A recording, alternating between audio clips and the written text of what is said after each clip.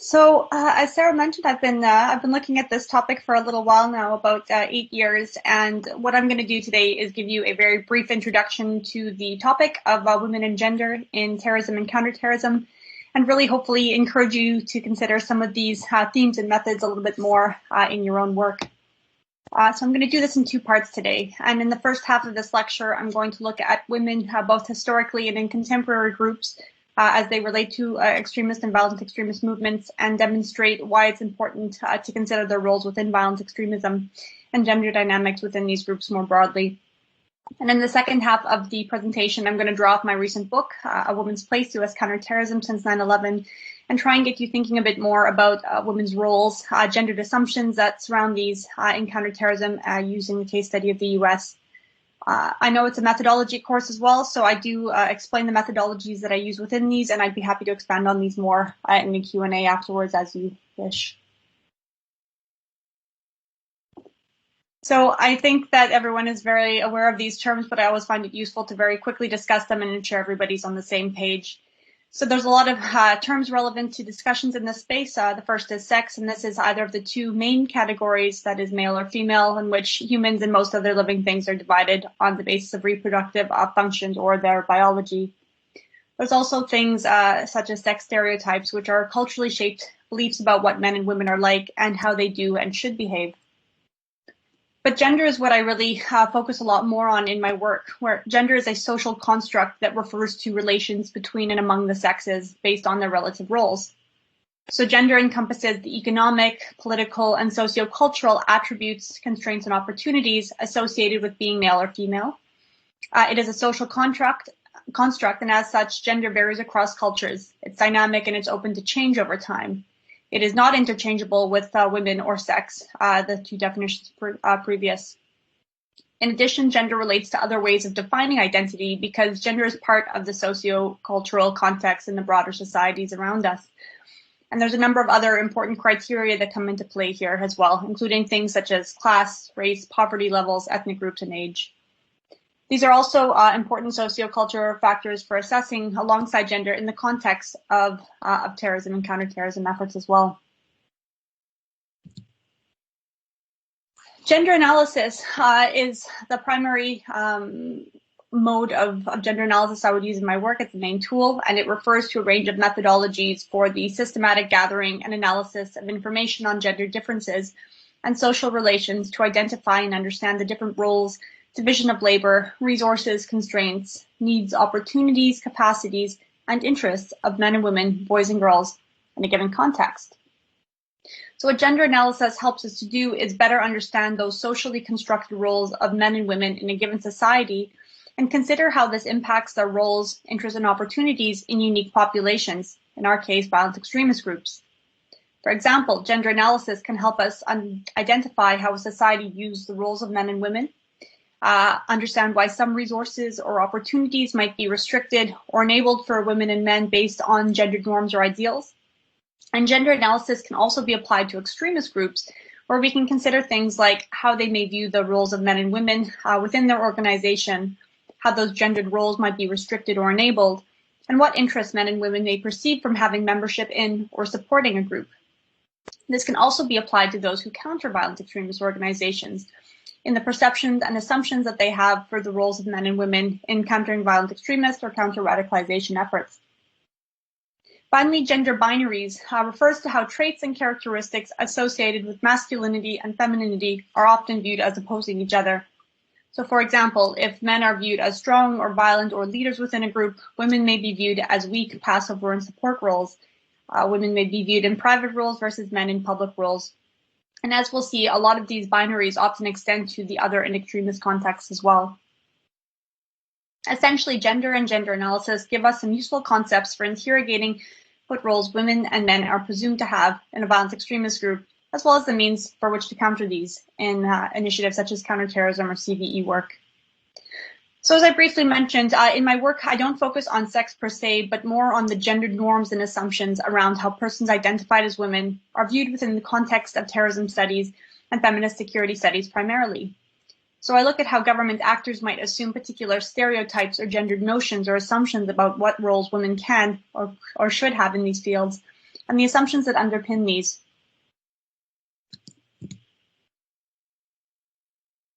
So if we look at the literature on gender and terrorism and counterterrorism, there's been a significant lack of this previously, though there is a growing body, which is quite encouraging.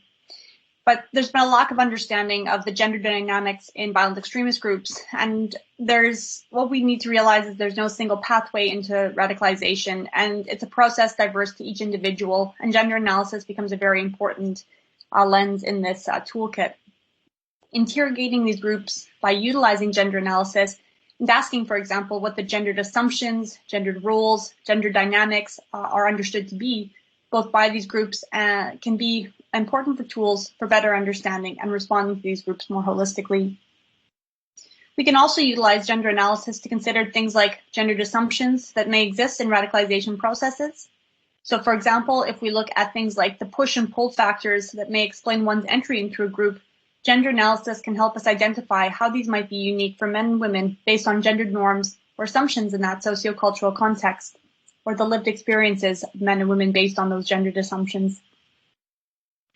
Gendered assumptions also exist for those countering such groups in how they view and understand the roles that men and women in such efforts have and the gendered assumptions within those. Men and women may be viewed differently in terms of their roles as political actors, as actors in terrorist groups, as actors in the armed forces, and those that work in non-governmental capacities. And this might be reflected in government-led initiatives to counter and deter radicalization in society. Considering gender can also help us better understand how or why certain gender traits might be emphasized in certain periods or repressed in others. So during stressful economic, political, or social periods in a nation's history, for example, scholars such as Kimmel in 2004 or Nagel in 2005 have suggested that images of males and females might become increasingly idealized and romanticized. This could also be the case for idealized or marginalized youth who are detached from mainstream notions of success and for whom traditional ideas about male and female roles or masculinity and femininity might have a particular appeal. The hypermasculine nature of the far right and jihadist groups, also their idealized notions of manhood or what a real man does, is for the nation also remains key to their own discourses, scenes, and groups. And these are reflected in things like their statements, their actions, and their roles for men and women in there. But in this presentation today, I'm going to look specifically at the roles of women and how these become visible in violent extremist groups. Again, I don't think I really need to convince anyone of this, but it's good to also remember that women have played varied roles in far right, far left, Islamist, and frankly all other extremist groups throughout history, violent extremist groups in particular. They've had roles in everything from logistics to recruitment, political safeguarding, operational leadership, suicide bombers, and combat roles. But there remains a lack of feminist or women-oriented analysis of the concept of radicalization specifically, and there's not generally an acknowledgement that the causes of one's radicalization might be different for men than they are for women, or that women may be radicalized through different processes or pathways.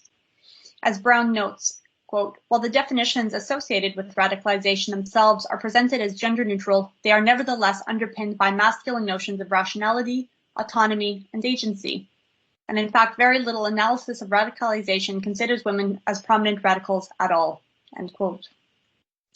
But if we think about some of the elements present in processes of radicalization, such as the propaganda, the information streams, the communication channels, imagery, language, and so forth, we can see how gender dynamics become particularly visible in these.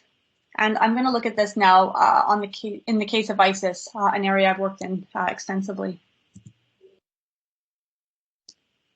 We can determine with some certainty that it's only more recently, and particularly with the prominence of ISIS, that there's been more academic focus on understanding why so many women have been drawn to jihadist groups in particular.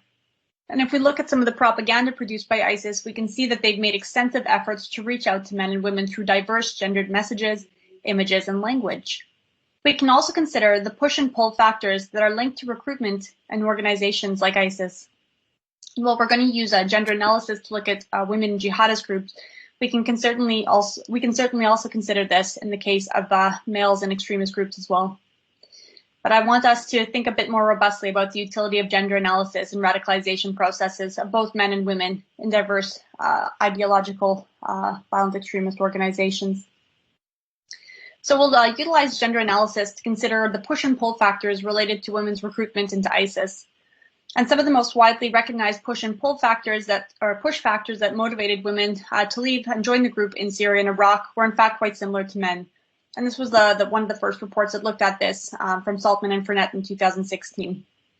And so some of the factors that they included were the feeling of social or cultural isolation or alienation, including confusion over one's identity and uncertainty of belonging within a Western culture. There was also a feeling that the international Muslim community was being violently persecuted, or an anger, sadness, or frustration over a perceived lack of international action in response to this persecution. Now, if we look at this through a gender lens, though, we can also consider how gender roles in society may impact these push factors distinctly for men and women. So, for example, women who wear visible Islamic symbols such as the hijab or the more culturally linked niqab often face the brunt of acts of Islamophobia. And in the UK, women account for 58% of the victims of attacks reported to Tell Mama UK, where 80% of those women wore a religious symbol. In the UK, while such abuse occurred prior to 9/11, it increased after 9/11 and again after 7/7. And as Allen, Iskaji, and Young have noted, such attacks leave victims feeling scared, fearful, and some even questioning their British Muslim identity, feeling excluded, isolated, or that as a group, Muslims could not represent what it meant to be British. Such impacts are also felt by a person's families, friends, and community and can have significant consequences. For some individuals, this may compound push factors which may lend to one's radicalization and being directly linked to one's gendered identity. In these cases, too, men may also feel particularly responsible for protecting or defending women in such cases as well, which may have implications for their own pathways into violent extremist organizations. In terms of pull factors, many of these are again shared with men who have joined the group, but are differentiated based on what women's roles would be once inside the organization. There are a number of pull factors highlighted for women in particular. So, for example, utopian ideals of building the caliphate state, an individual duty and identity building, romanticization of the experience both in travel in and forming of a union with a jihadist husband. So I've argued that some factors such as the shared sense of adventure or being able to participate in different aspects of security or violence, such as female policing units, also did hold appeal for some of the women who joined the group. And we can also see that gendered stereotypes are utilized by the group in, for example, female recruiters who were shaming men into joining the group, perpetuating an image of women making this long journey to Iraq and Syria and asking why men can't do the same. That is, women too can exploit gender stereotypes in society for the purposes of recruitment or motivations on behalf of benefiting the organization. ISIS also offers very clear examples of idealized gender roles within the group. So the group is unique in that they created gender-segregated paralleled institutions, that is, distinct health, education, and security services for both men and women. As such, women had more opportunities to participate as teachers, healthcare professionals, and other professional roles, something not open to them previously. However, women were consistently idealized in their roles in the home as wives of jihadists and mothers to cubs. And men too were emphasized in gendered ways, particularly as soldiers and defenders of the so-called Islamic State. And what do these recruitment images I'll show you next tell us about how gendered roles in the organization are understood, and the group how the group targets its message in very gendered ways to both men and women? They're just a couple examples of a lot of the propaganda that was circulating on different networks within ISIS that really kind of highlighted how gendered messages were shaped to draw men and women individually to the organization. Furthermore, in research, policy, and practice, women remain underexamined in violent extremist groups. So, for example, the status of families of ISIS fighters remain a timely and a controversial issue, and this is really influenced by gendered assumptions. So in 2019, me and my former colleague at ICSR, Gina Vale, updated the first global data set of women, minors, and total populations who joined ISIS from 80 countries. We first published this in 2018, 4 years after ISIS was established. Up until then, there hadn't been a global examination of this phenomenon, and we were invited to present our findings to the UN Security Council. We noted a number of important things in our research. So, for example, that out of all of the countries we looked at, women were accounted for in only half of these countries, even though we knew that there were women visible from those countries. The rest did not even have publicly accessible figures on women. Yet, even with these major gaps in knowledge, the women still accounted for at least 16% of the foreigners in Iraq and Syria that we could prove with evidence. We also noted that while women were overlooked, an increasing number of them were having children in the conflict zone, creating an unprecedented situation. And when we look at terrorist groups today, unless women are on the front lines of battle or the ones carrying the weapons, they still tend to be overlooked, which means we still don't fully understand the groups and their related members, or in this case, children forcibly affiliated with the group. And this really has limited the preventative, interdictive, and responsive measures related to them. And many of these women ended up having multiple children in the war zone, creating a near crisis in terms of managing this growing and complex population, which lasts today. So women and their children now represent the majority of foreigners in Iraq and Syria, and now face the brunt of international opinions of the group. Now, whole camp women and minors account for 10,000 foreigners remaining in the camp as of earlier this year. 7,000 of these are children, many of them who were born in theater. And this issue it won't just disappear, and many of these adults have not faced prosecution, de-radicalization, or rehabilitation, and children remain victims of their parents' choices or home country neglect. ISIS have on multiple occasions also declared their intent to free these families, though ISIS no longer holds and administers territory. They do remain active and deadly in the region. We've seen women also become bearers of the brunt of citizenship stripping debates, for example, including figures like Shamim Begum, one of the Bethnal Green girls who traveled when she was a teenager to Iraq and Syria.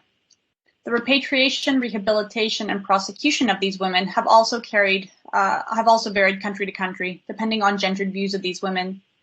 In some countries, women were prosecuted with terrorism-related charges, as has been seen in places like France and Germany, while in others they have largely been returned to their homes without any additional assessment or support. As Alexander and Turkington have noted, gendered assumptions and prosecutions of women are also rife. So gendered assumptions at a country and institutional level, among others, are key to these diverse approaches. And in their research, they examined the effects of potential gender biases on the judicial proceedings of terrorism cases in the US. And they noted that the average punishment for men amounted to 13.8 years, where the average period of incarceration for women was only 5.8 years in terrorism cases. So these snapshots from the case of ISIS encourage us to further consider how and where gendered assumptions become visible and consider the impact of these. Women on the extreme right have also had a long history, and this is included in things like racialized violence in groups like the KKK, which has been examined at length by authors like Kathleen Blee. Looking at more contemporary extreme right movements, though, they often aren't as involved in paramilitary activities or other militia activities, but we do see them more active online in discussion forums and in some cases really emphasized in the domestic sphere. Both physically and symbolically, women remain a crucial part of the white supremacist movement, and women can be viewed as representing the purity of the home, morality, and are often viewed in protective terms as the mothers, wives, sisters, and daughters that the movement should protect. Many of these extreme right groups also view women in this traditional homebound sense, as the keepers of white, Aryan identity, and as figures representative of the traditional glorious past. Some women may embrace these gendered ideals in a group, such as their role in bearing and raising white children, and in fact, women are often held up as symbolic of the nation itself, something we see transcend many extremist groups, not just on the right. Women may also be viewed by men as prizes for those who join the organization. And in the past, we've even seen things like dating sites that cater to matching Aryan men and women. Gender equality in particular, though not always, is viewed as fundamentally opposed to the type of masculinity espoused by these groups. In the white supremacist movement, research by Kathleen Blee demonstrated that women represented about a quarter of members, and their motivations to join the groups were often similar to those of men. They came from similar backgrounds, they had similar levels of education, and a third had some experience of post-secondary education. Women in these groups, too, were also eager to support or even engage in violence, even if in practice that was more restricted. Academics like Michael Kimmel have argued that identity politics, or the need to belong to something bigger than themselves, motivated many, for example. Often they did not follow a male partner into the group, and many developed their hateful ideologies after joining the group, and some too viewed it as a deviant subculture which drew them to it. Many of these organizations also catered to a degree to women. So, for example, groups like the KKK, White Aryan Resistance, Hammersmith Nation, all had women's auxiliaries called the Ladies of the Invisible Empire, the Aryan Women's League, and Crew 38 respectively, even as they emphasize women's roles in the domestic sphere. So we can see how gender ideals in jihadist and right-wing groups both are very distinct, but in many respects do share similarities with each, particularly in their idealized gendered roles for women in the group and what women should represent in the movement. Women more recently have also been visible in new and continued far-right iterations and activities, from marches in Charlottesville to softer images of trad wives or traditional wives that harken back to traditional roles for women, to far-right memes and images. Women remain largely under-examined in this broad and diverse far-right space. They're promoting and advancing conspiracy theories such as those that continue with QAnon, and I've included a few pictures here. While some authors such as Kathleen Blee, Elizabeth Pearson, and Cynthia Miller Idris have focused on this topic, there's still a lot of research to be done analyzing gender dynamics and roles more broadly, and women's roles in particular in the far right today. So for those that are looking for research topics, there are endless opportunities, particularly in this space. Cynthia Miller Idris, for example, has noted in her book, Hate in the Homeland, that gender and misogyny is central to all of the themes she analyzes in the far right. For example, she considers how, quote, women are called on to produce white babies and nurture them with wholesome organic food, and how many are marketed to by clothing brands selling a particular kind of far-right manhood through messages about brotherhood, loyalty, and togetherness, as well as language around being a warrior, soldier, defender, or protector, or taking heroic action, end quote. Furthermore, she states, quote, white women are key to the domestic realms that help us sustain white supremacy, from birthing and raising white babies to fighting school integration, making attention to home and space of the everyday life, to care and community work, and to the role of white women in nurturing and producing the white nation, a critical aspect of the relationship between space, place, and the far right. So as you can see in the two most prominent examples of violent extremist ideologies today, so jihadist and far right, analyzing not only the roles of women, but also gender dynamics more broadly within these groups is key to better understanding and responding to these organizations. So for the second half of this lecture, I'm going to briefly introduce my book and talk about the framework for it. The reason I wrote this book, which was based off my PhD, was that I was very frustrated with the gap of literature that looked at women in relation to counterterrorism. And there had been some excellent work done in the past by academics like Jane Huckerby, for example, of which I cite extensively in this book. But there really has been a gap with looking at women in some of these more what are considered kind of harder aspects of security.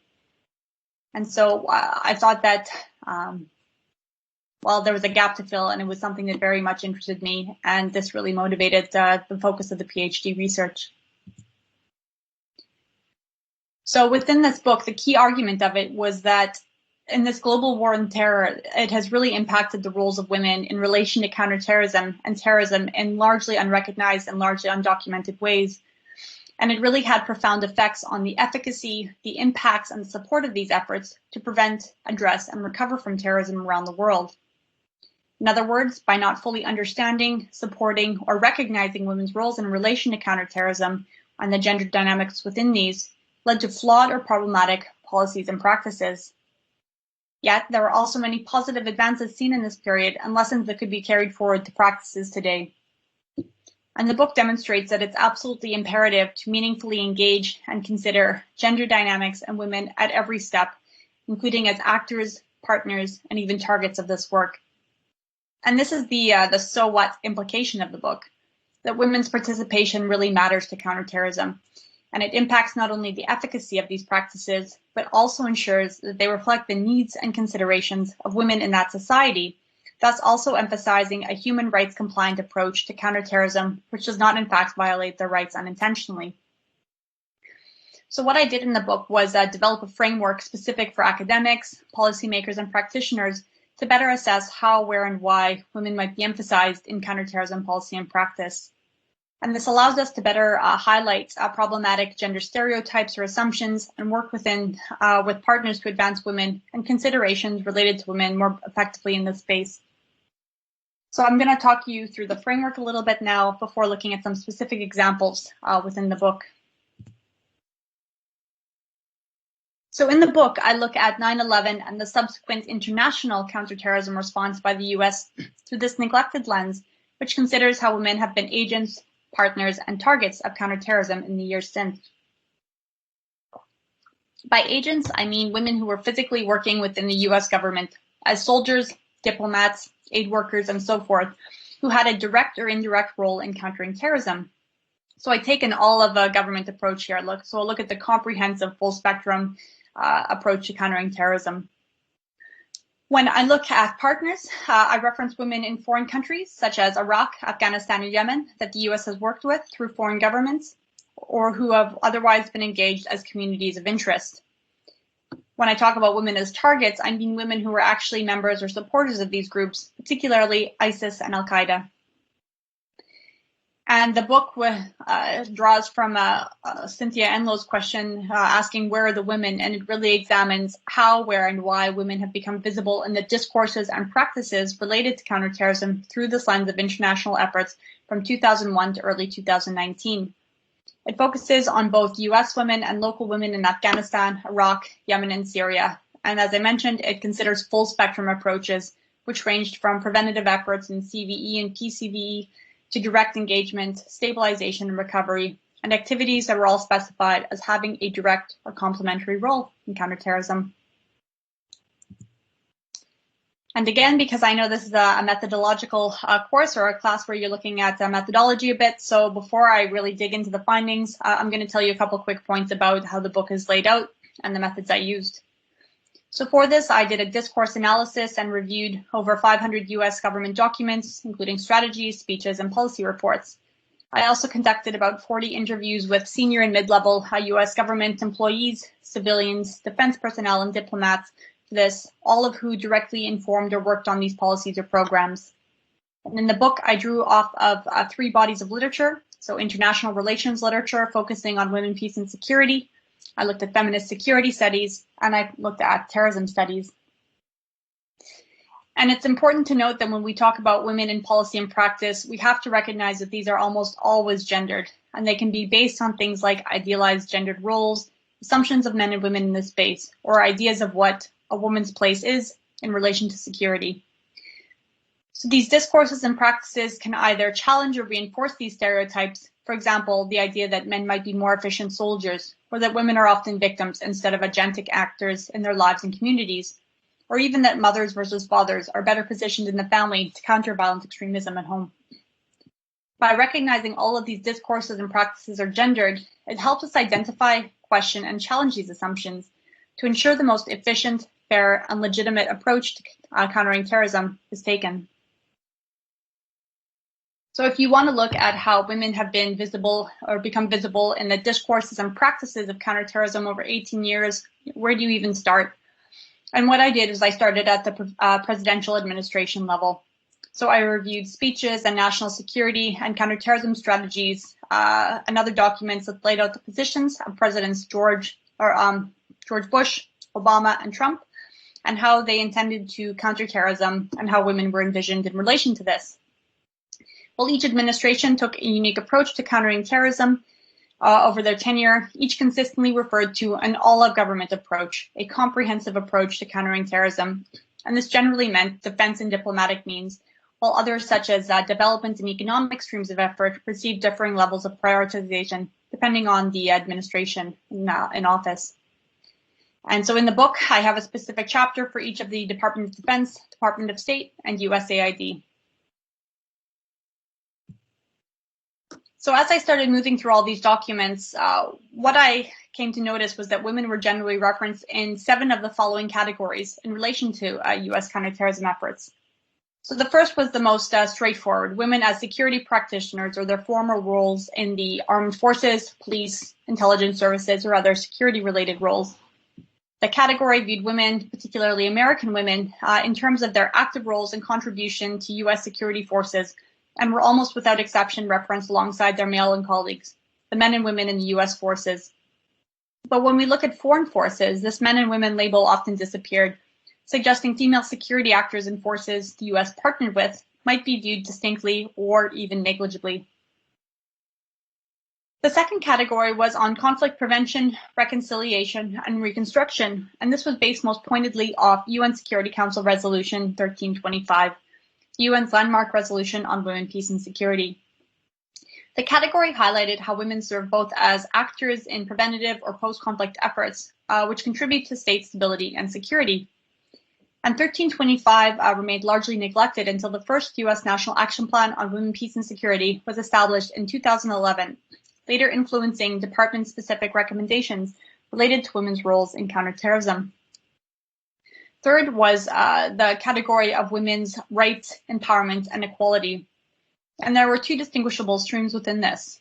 So women's status in democracy promotion, which tended to emphasize women's legal rights, status, and participation in governance. So things like training for political leadership or encouraging voter participation, but also a focus on more traditional foreign assistance and humanitarian aid efforts to bolster women's status, emphasizing areas such as education, employment, and health. However, women's rights were also at times instrumentalized in the pursuit of counterterrorism. Fourth is women as members of the public or community, which emphasized women's roles in wider foreign populations. And again, this consisted of two streams. The first was specific efforts focused on women in the local community, which included things like engagement with women to attain cooperation, partnership, information, or support in counterterrorism efforts, or which viewed women as access points into their communities, which was particularly relevant where counterinsurgency or COIN and stabilization operations were ongoing. The second related to women's positive status in their communities, which was understood to represent good governance and a healthy, stable society more generally, where terrorism was less likely to take hold. The fifth category where women were emphasized were in the domestic or private sphere, which emphasized their roles in the family, particularly as mothers and wives. So women were sometimes seen to deter or interject when their loved ones were susceptible to violent extremism, and this category became more emphasized as CVE gained increasing focus. Sixth was the category of victimhood, which emphasized women as victims in several senses, as deficits of women's rights, highlighting women's oppression, or as an indicator of broader societal challenges and shortfalls that meant a society, or that indicated a society might be more susceptible to extremist appeals. But it also considered women as victims targeted by terrorist violence, especially sexual and gender-based violence, as we saw particularly with women in Nigeria under Boko Haram and Yazidi women in particular in Iraq and Syria. In some cases, saving women was also used to justify or promote counterterrorism practices. The seventh category was women as terrorist actors, which highlighted women's roles and status in jihadist groups, primarily Al-Qaeda, ISIS, and their affiliates. So while women are still largely viewed as either limited violent actors or victims duped into joining terrorist organizations, there was a lot of nuance to this category. So these 7 categories are not mutually exclusive, they're not exhaustive, and they often interacted with and informed each other. But they offered us a starting point to really start mapping out where women became visible across that full spectrum of direct and indirect U.S. counterterrorism efforts. While each department drew on multiple categories, those most emphasized were also unique to each department and agency.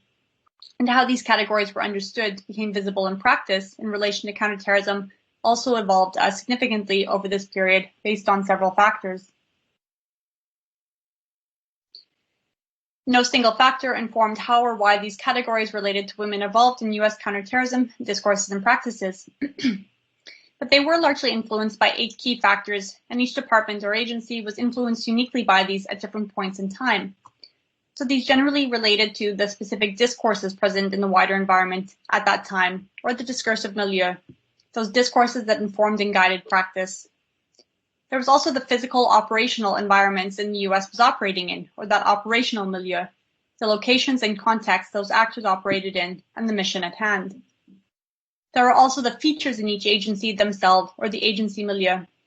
And I'm going to discuss these briefly before highlighting some specific examples between 2001 and 2019. So the factors first included international discourses pertaining to women in relation to security, particularly those from the UN.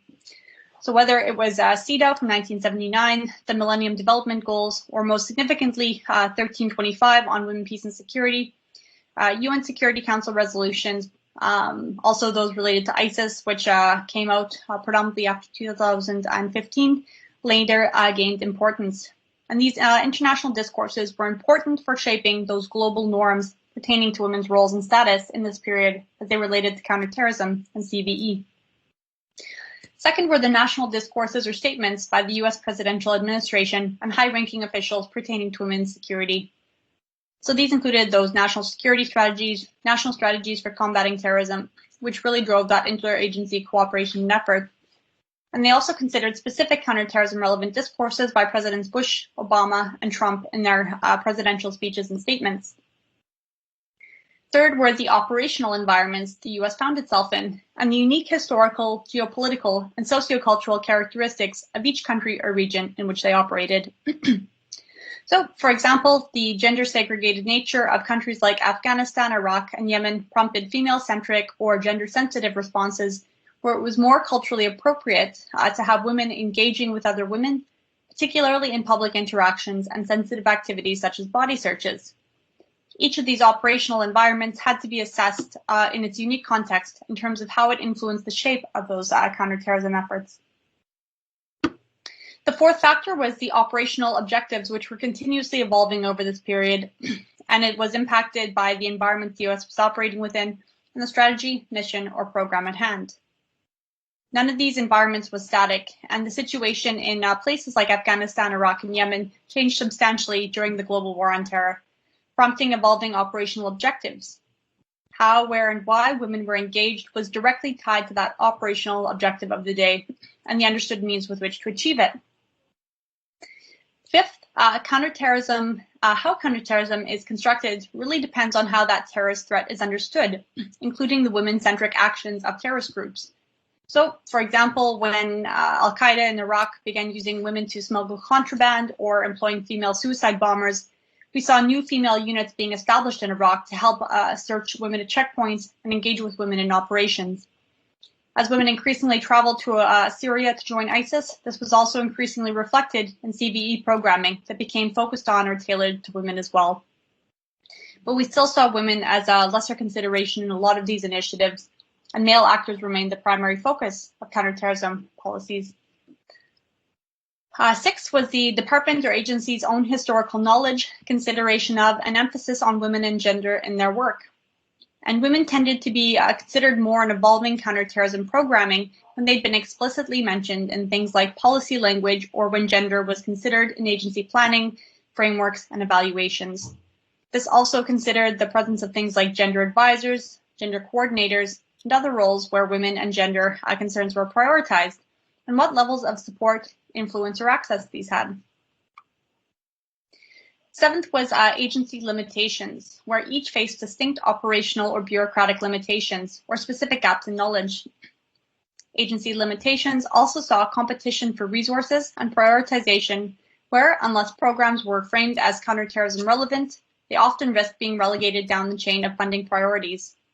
There was also a paucity in agency knowledge of women's roles in violence and limited understanding of the push and pull factors related to women's recruitment into jihadist organizations, which highlighted gaps in CVE programming.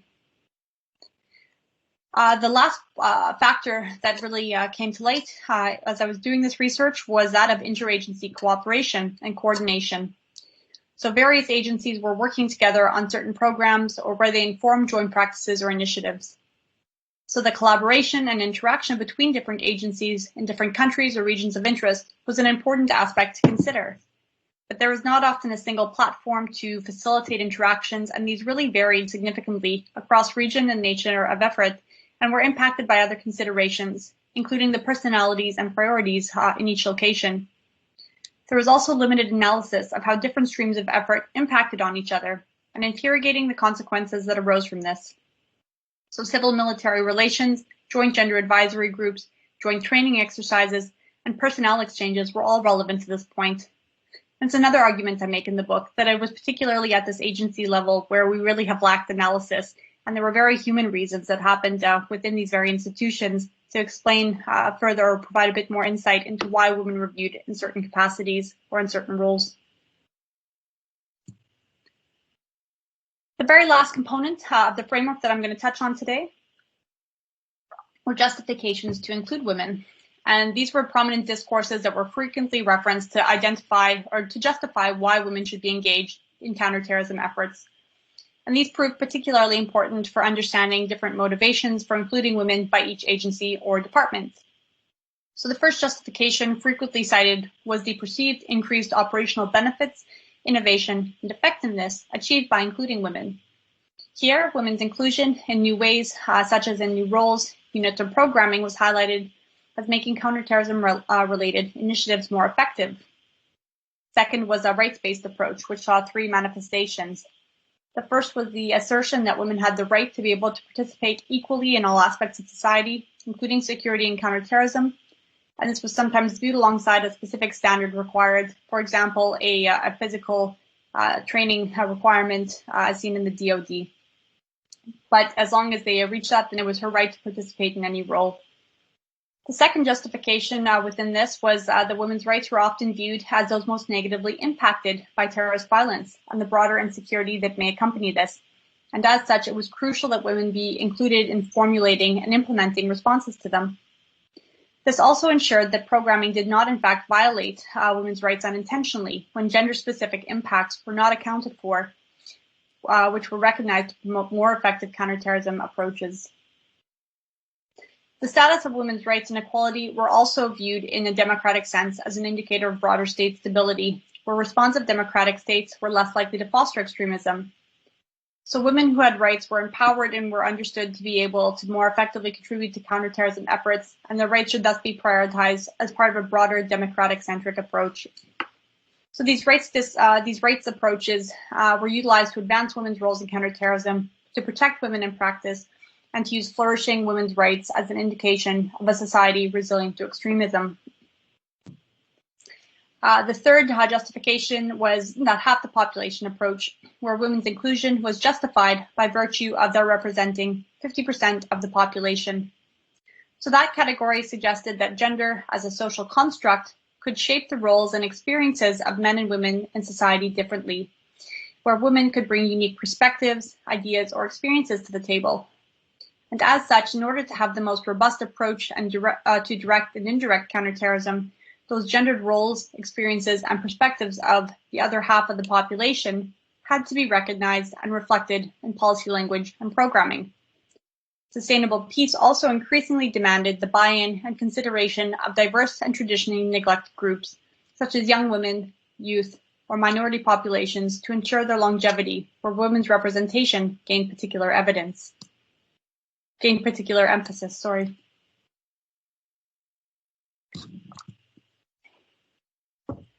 So with these categories, factors that impacted these, and the justification stated for including these offered us was a framework to better map or identify how and where women were emphasized in relation to U.S. counterterrorism, and the reasons that this might have changed or have been encouraged in the first place. And so I looked at the case of the U.S. in the book, but the framework was transferable enough to look at women's roles in relation to counterterrorism in other settings around the world. I spent a lot of time in the book going into very specific examples of what this looked like on the ground, and there were a number of notable examples from each of the agencies and departments I mentioned. In the Department of Defense, this included new programs like Team Lioness or female engagement teams or cultural support teams. These were all programs developed by the U.S. as they faced new challenges in the field, such as growing insurgencies, and they had to overcome a lack of capability to engage that half the population in counterinsurgency efforts and thus better engage women in local communities. This was also prompted, as seen in Iraq, with increased numbers of female suicide bombers and women in militant and insurgent forces. We also saw an increased number of an increased focus on training and equipping of foreign security forces, which also gained a lot of attention for female personnel in some countries. So new programs were established that engaged and impacted local women, such as the training and development of all-female counterterrorism units, or special forces units that were established in countries like Yemen and Afghanistan with women from those countries, or programs like the Daughters of Iraq, a lesser-known program than the Sons of Iraq program. But it considers how these roles were increasingly opened up to all positions, including combat positions to the 250,000 women who served in Iraq, Afghanistan, and broader U.S. forces based on diverse roles they had in this period. But I also looked at dubious cases of women such as Lindy England, who became infamous for the abuse of prisoners in Abu Ghraib, or controversies around the media coverage POW Private Jessica Lynch. When we get to the State Department, I examined programs that focused on women's rights and empowerment through the lens of democracy promotion, where democratic societies were understood as the most resilient against terrorist appeals. And you saw a lot of programming framed in relation to women's empowerment, as well as how it's helped to counter extremism in that society. So this looked at programs like the Middle East Partnership Initiative, where women's political participation and empowerment were framed in relation to countering extremism in countries like Yemen. It looked at shifts in State Department to start thinking more about how they would engage with women in civil society in these countries, or how they could better promote women in policing in relation to countering terrorist organizations. It also considered women in the development of the first National Action Plan on Women, Peace and Security, which began emphasizing women in all aspects of foreign policy. Steps to elevate diplomacy and development and full-spectrum counterterrorism efforts considered as part of this 3D approach alongside defense and diplomacy and development, and the increased partnership with the DoD and interagency counterterrorism relevant initiatives. When we get to USAID, I looked at how this agency, which once largely sat outside of the sphere of security, increasingly became viewed as integral to this fight against terrorism, as the link between things like development and security became more emphasized, particularly in preventative CVE efforts, challenging what are referred to as the underlying drivers of terrorism. So here, issues as diverse as women's education and health became highlighted in terms of their contributions to countering terrorism. And I also looked at the increasing interaction of civil-military actors during reconstruction and stabilization work. So, for example, where expansive gender knowledge and aid work was shared with military partners. I also emphasized that to support female victims of terrorism and terror groups that have increased as a tactic of sexual and gender-based violence and activities that were seen by groups like Boko Haram and ISIS, and looking at how USAID was supporting those victims. This is just a snapshot of some of the counterterrorism relevant practices that I looked at in the book, but I look at them in much more detail through the eyes and experiences of the women who worked on these programs, or some of the personnel who worked on these programs. What was perhaps most fascinating for me while I was surveying these 18 years was what looking at women said about that broader campaign to counter terrorism since 9/11. And there were a few concerns that became visible as I surveyed these efforts. So throughout the book, a number of concerns came up in relation to an overarching U.S. Government counterterrorism strategy. So there was a comprehensive approach that was emphasized and articulated since 9/11, but there continued to be debates about who should lead this and how to guide the multiple agencies and streams present in this all-of-government approach. And this particularly became true when discussing interagency interactions and coordination. The manner in which different policy issues related to counterterrorism were integrated into a cohesive strategy in each country of operation was not uniform in practice, and this had broad implications for programming, particularly that focused on women, which often was viewed as a secondary concern. The second concern was the tension that was often seen between those direct and indirect efforts in a whole-of-government approach. You're bound to experience tension in any strategy which comprises multiple streams of efforts and different actors and agencies who each come with their own history, mandate, and focus.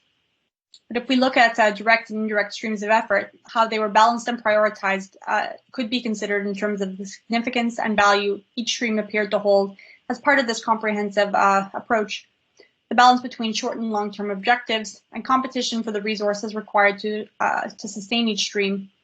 And the potential impacts of these streams on efforts of each other also meant that they had to be cognizant of what that work meant, or what the implications of that meant for programming that could impact women disproportionately.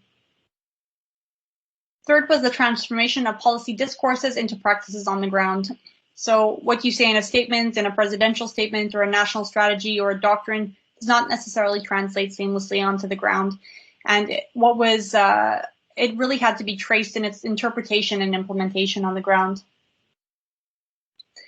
As we saw the introduction of new roles for women, we also saw instrumentalized roles for women come up as well.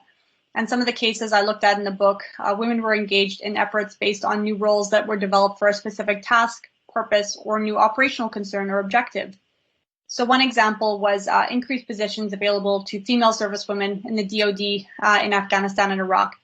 So new women's units such as Team Lioness or female engagement teams, or mixed gender teams such as cultural support teams, drew women from diverse backgrounds and established new positions within the DoD for them. Servicewomen in foreign forces, which had been previously limited in places like Afghanistan, Iraq, and Yemen, also took up new roles in police and military forces. But in each, they often faced resistance, discrimination, and sporadic support along the way in establishing these new roles, and often faced gendered stereotypes within the establishment of these. So I've covered a lot today. I've gone quite fast, and so I'm just going to focus on the conclusion today before we open it up for some Q&A. But there are a couple points I'd like to reinforce. I think, firstly, when we look at violent extremist groups today, gender becomes very visible in what idealized or assumed notions of what a man or a woman should be in a specific group. It becomes visible in things like the images, the symbols, the language that are utilized by these groups. And gender distinctions also become visible in the idealized roles men and women were understood to hold in different groups. Gender also became relevant to consider in radicalization processes. And this was seen, for example, in the push and pull factors that may lead one into a group. When we look at counterterrorism and countering violent extremist efforts, gender can be an important factor to consider here, though there's little research in this area still. As you can see from some of the examples I highlighted in the book, though, gender assumptions and gender roles are very prominent today still and really have to be examined with a much closer lens. I hope the brief presentation today has helped introduce you to this field a little bit more and get you thinking a bit more about how a gender lens might be useful for your own research. I look forward to any of your questions you might have. Thank you.